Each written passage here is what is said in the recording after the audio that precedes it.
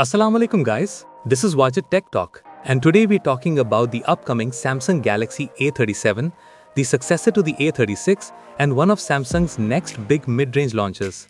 Based on the latest leaks, the A37 continues Samsung's familiar A-series philosophy, a reliable, well-balanced phone with long-term software support but with a few key upgrades and one disappointing downgrade.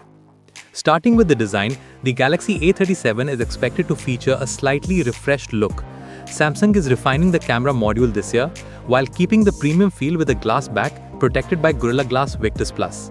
The frame will still be plastic, but Samsung's plastic frames feel sturdy and premium, so that's not a major issue. The phone should also come with IP67 water and dust resistance, which is always a plus. All buttons and ports remain in the standard Samsung layout. But unfortunately, Samsung once again removes the SD card slot. And with base storage still expected to be 128GB, this will be a major drawback for many users. The display is expected to stay the same as the A36, a 6.7-inch Full HD Plus Super AMOLED panel with a smooth 120Hz refresh rate. As always, Samsung's AMOLED delivers excellent brightness, vivid colors, and sharp visuals. Leaks suggest the A37 may hit around 1900 nits of peak brightness, making it very usable outdoors. The only downside is that the bezels might still be a bit thick, but overall the display quality should remain one of the strong points of this phone. On the inside, Samsung is expected to use the Snapdragon 6 Gen 4 chipset or an updated Gen 3 depending on region. Paired with 6GB RAM on the base model, performance should be smooth for everyday use, multitasking, and medium to high graphics gaming.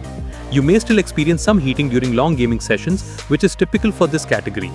The Galaxy A37 should ship with One UI 8.1 based on Android 15, and the best part is Samsung's promise of up to 6 years of major Android updates, which gives this device flagship-level longevity.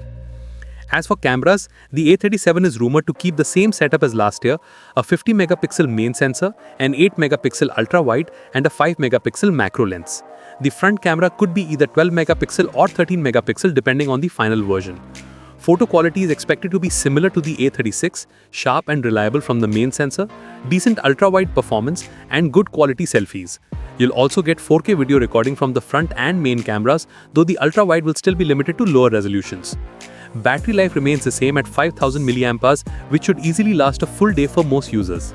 Charging support stays at 45 watt, meaning faster charging compared to older A-series models, but Samsung still won't include a charger in the box, only a Type-C cable. Expected pricing puts the A37 around Pakistani rupees 85,000 to 92,000, Indian rupees 24,000 to 26,000, Bangladeshi taka 32,000 to 35,000, and around $300 to $350 globally. Prices will of course depend on final launch details.